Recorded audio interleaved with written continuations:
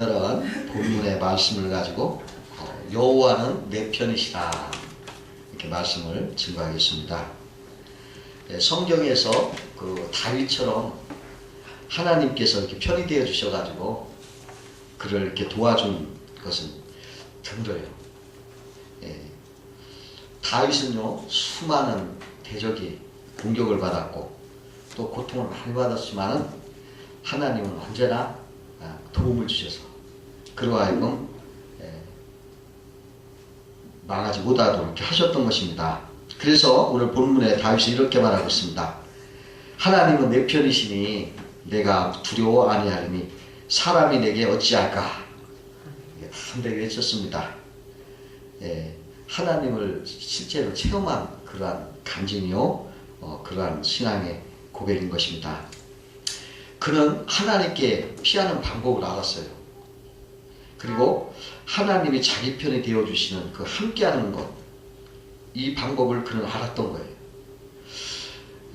여러분, 우리도 굉장히 부족하잖아요. 우리들도 하나님이 함께 해주셔야 내 편이 되어주셔야 되는 것입니다.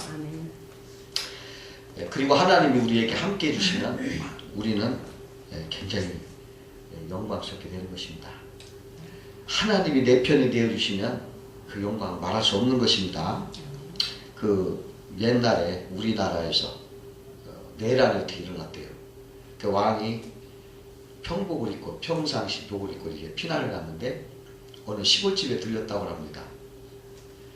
그래서 거기 농부에게 내가 며칠 좀 유아야 되겠다. 임금이라는 걸 밝히자고 평복을 입었으니까. 그러니까 그 농부가 아주 그러라고 친절하게 이렇게 잘 대접을 해주시더라는 거예요. 굉장히 고마웠다고 그래요. 계속 있는 동안에 계속 대접을 얼마나 정성을 다해서 했는지 왕이 걸 모르고. 근데 왕이 이제 그 날이 평정이 때 다시 이제 왕국으로 환궁하게 됐어요. 근데 그걸 자기가 왕이라는 사실을 감추고서 내가 그동안 신세를 많이 졌습니다. 내가 이 은혜를 좀 갚아야 되겠는데 소원이 있다면 한 가지 좀 말해보세요. 그러니까 그 농부가 아유 무슨 소원이 있겠습니까? 여태껏 나는 이렇게 잘 살아왔습니다. 몸도 건강합니다. 그러니까 뭐 그냥 이렇게 살아가면 되겠습니다. 괜찮습니다 하고 이렇게 사양을 하더라는 거예요. 그러나 임금님은 자기가 꼭 좀 뭐 좀 해주고 싶어도 거듭 자꾸 말했어요. 한 가지만 그래도 얘기해보라고. 그러니까 그 농부가 마지못해서 그러면 몇 달 있으면 제가 환갑입니다. 아이들이 정성을 모아서 잔치를 해준다고 하는데 그때 한번 왕림해 주십시오. 그러니까 임금님이 알겠습니다. 그러고 환궁을 한 거예요. 근데 그날이 돼가지고 아이고 난데없이 임금이 행차한 거예요. 응? 그 집에. 그 환갑잔치 어떻게 됐겠어요? 막 놀라워진 거예요. 막 영광스러운 거예요.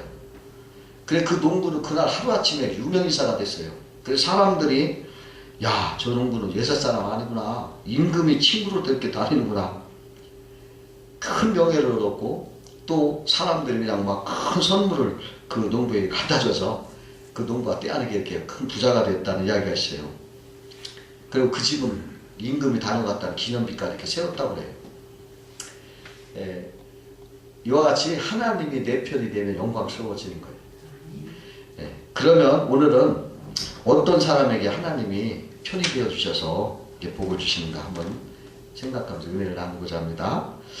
첫 번째로 하나님이 편이 되어 주시는 사람은 주님을 나의 목자로 삼고 그의 인도를 받는 사람이 편이 되어 주시는 거예요. 목자와 양은 매우 친근하죠.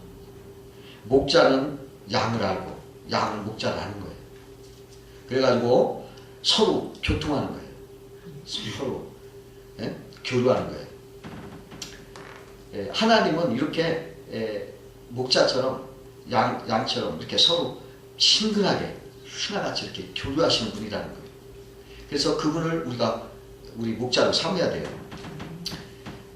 하나님은 매우 인격적인 분이십니다. 그 예수님이 그 바리새인 시몬이라는 사람의 초청을 받아 점심을 먹게 됐어요. 밥을 먹게. 거기 들어갔는데 그 동네 어느 죄 많은 여인이 막 그 예수님이 계신 곳에 와가지고 막 울면서 그냥 그 눈물로 예수님하고 발을 적시는 거예요.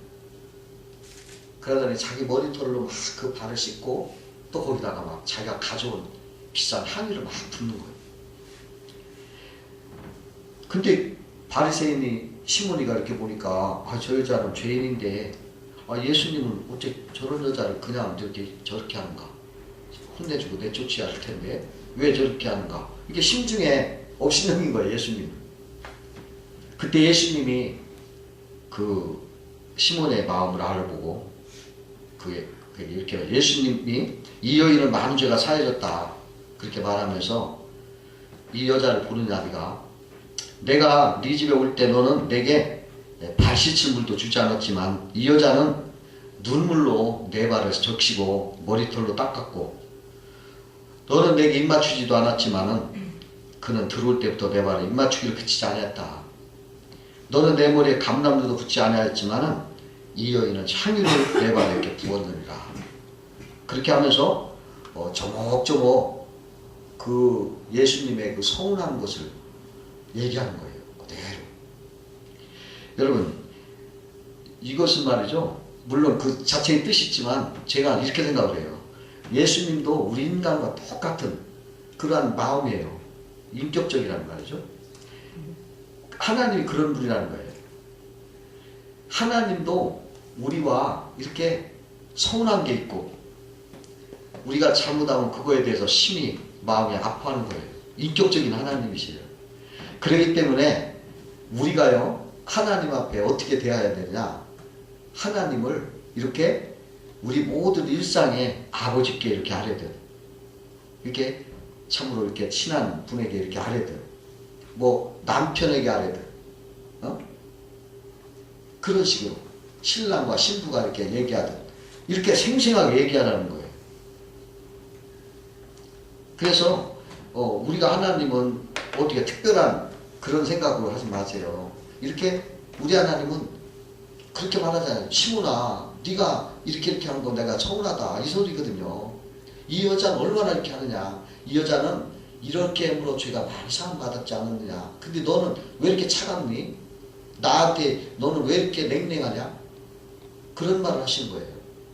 얼마나 인격적인 말씀입니까? 그래서 여러분, 우리 하나님은 이렇게 우리가 평상시에 이렇게 얘기할 수 있는 분이시라는 거예요.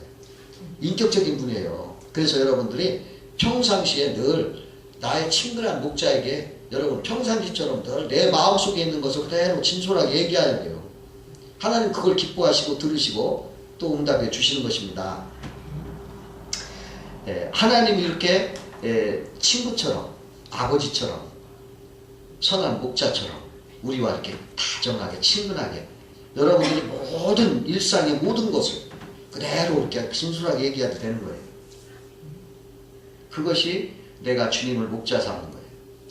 그리고 그분의 이제 내가 그분 앞에 그대로 내 입술로 그냥 얘기를 하세요. 그대로 친근하게. 그러면 하나님이 우리에게 이제 생각으로 또는 말씀으로 우리에게 감동으로 뭔가 말씀하시는 것이 있습니다. 그것이 바로 하나님을 주로 삼고 그 인도를 받는 삶인 겁니다. 양은 언제나 목자를 떠나지 않잖아요. 떠나서는 안 되고. 그러니까 여러분 늘 우리 주님을 내 곁에 모시고 늘 주님 앞에 대화하시면 돼요.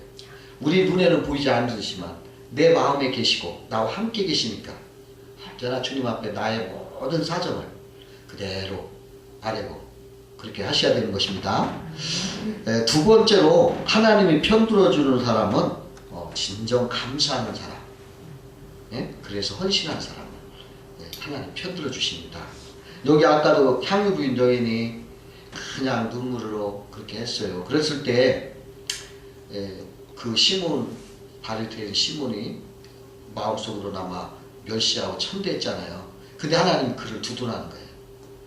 그 여인을 두둔해주고 그의 진정한 감사와 헌신을 높이 사여주셨어요.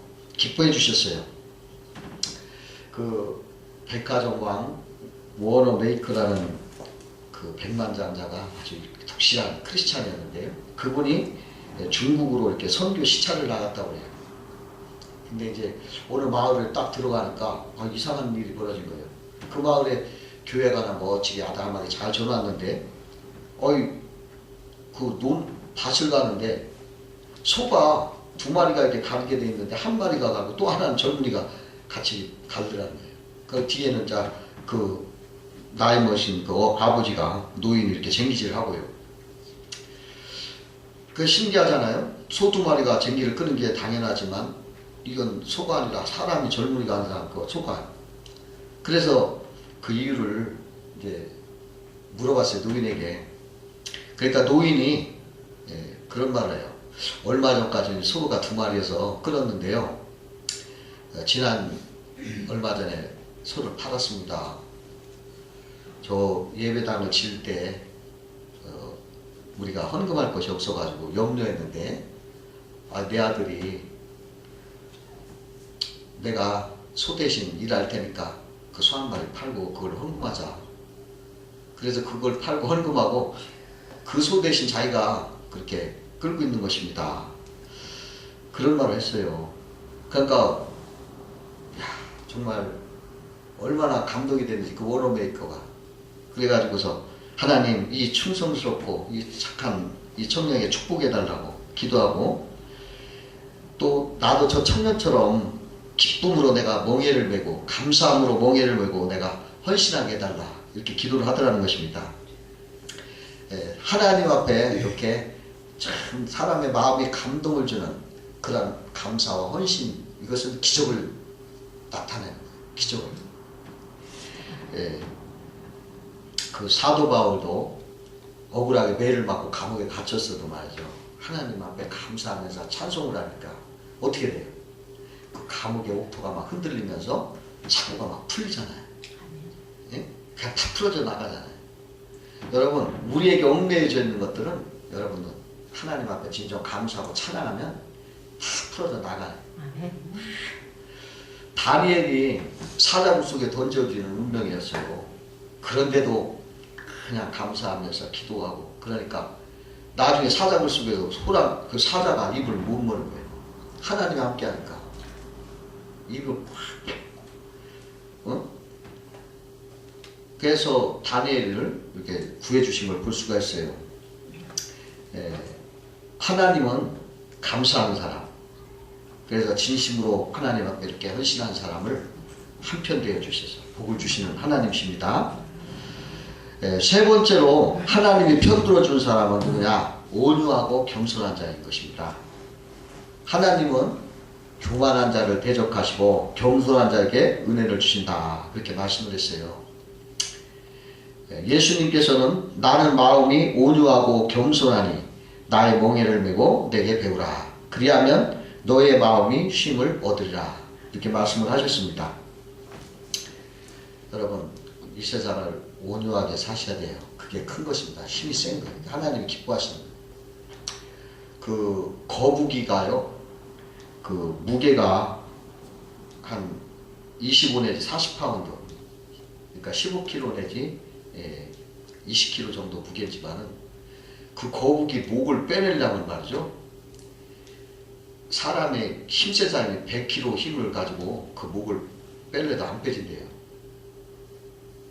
그 조그만한 거북이지만 그 목을 사람의 힘으로 150 내지 200파운드, 75 내지 100kg의 힘으로 그냥 그 목을 빼내도 안 빠진대요. 그 목을 누면은. 그러면 어떻게 빼느냐? 걷다가 따뜻한 불을 이렇게 화롯불을 펴놓으면요, 목이 그냥 나온대요. 당장 나온답니다. 따뜻하게 이렇게 해주면 그 힘보다 세다는 거예요. 찬바람이 외투를 벗기는 게 아니에요. 따뜻한 햇빛이 외투를 벗기는 겁니다. 그 곰이라는 놈은 말이죠, 아주 뭐냐면은 무식하죠. 곰을 잡으려면은 어떻게 잡느냐? 곰 잡는 방법 하나는 뭐냐면, 곰이 이렇게 다니는 곳에다가 이렇게 돌멩이를 매달아 놓으세요. 그럼 곰이 지나가다가 그 돌멩이랑 머리를 탁 부딪힌답니다. 그러면 이 머리를 부딪힌 곰은 그냥 화가 나가지고 그 돌덩이한테 덤벼든대요. 그냥 자기 있는 힘을 다해서 돌멩이를 또 박치기를 한답니다. 그래가지고 그냥 네가 이기냐 내가 이기냐 누가 센가 한번 떼어보자고 막 박치기 하다가 결국은 피투성이가 돼서 곰이 쓰러진대요. 그러면 사람들이 가서 그냥 곰을 그냥 끌고 오면 된대요. 예, 교문 사납고 교만해가지고 끝까지 돌과 싸운다는 거예요. 겸손하게 이렇게 피하여 돌아가지 못한다는 거예요. 예, 하나님은 온유하고 겸손한 그러한 사람에게 복을 주시는 것입니다. 예, 네 번째로 하나님이 편이 되어 주시는 사람은 거짓되고 악인이 편에 서지 않아야 하나님이 편을 되어 주시는 것입니다. 예, 그 다윗 오늘 본문의 다윗은 언제나 하나님 편에 위로운 편에 섰어요. 그래서 그는 좀 외로웠습니다. 아무도 그 편 되지 않았어요.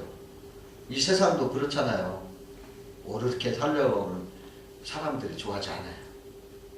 그러나 항상 의로운 편에 이렇게 함께 있으므로 하나님이 다윗과 함께 해주신 거예요. 예, 그 중국 제나라에 그 제나라가 그 노나라를 정복하려고 적경 마을에 이렇게 쳐들어갔습니다. 근데 피난민들이 막 급하게 피난을 가는데 어떤 그 동네 아주머니가 어린애 젖먹이 어린애를 등에 업고 또 이렇게 좀 큰 애를 손에 잡고 막 도망가더라는 거예요. 그러더니 급하니까 이번에는 어린애를 그냥 놔두고 큰 애만 자기 등에 업고 막 도망가더래요. 그러다가 이제 적에게 붙잡혔어요. 근데 그걸 보던 그 적의 장수가 그 행동을 수정 보아가지고 어찌하여 그대는 젖먹이를 내려놓고 크고 무거운 아기를 업고 도망가느냐 그렇게 물었어요. 그러니까 그 여의자가 뭐라고 대답하냐면 등에 업고 있던 어린애는 내 자식입니다. 내 자식이라 내려놓았고요. 걸어가던 아이는 내 형님의 자식입니다. 내 자식을 구하려고 형님 아이를 버린다면 우리 집안은 의가 없는 집안이 될 것 같아서 그냥 내 아들을 버린 것입니다. 그 말을 했어요.